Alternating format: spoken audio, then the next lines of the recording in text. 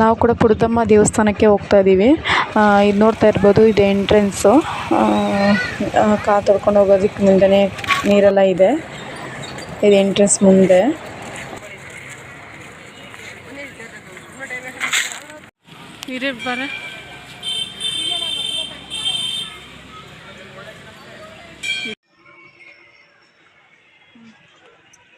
ಹಾಗೆ ಹಣ್ಣುಕಾಯಿ ಕೂಡ ಇಲ್ಲೇ ಸಿಗುತ್ತೆ. ನಾವು ಕೂಡ ಹಣ್ಣುಕಾಯಿ ತಗೊಂಡು ಹೋಗ್ತಾ ಇದ್ದೀವಿ.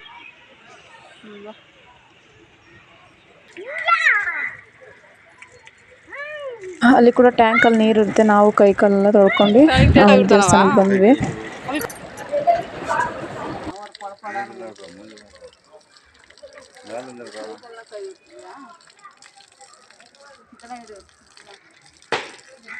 ಅಯ್ಯೋ ಇದೆ.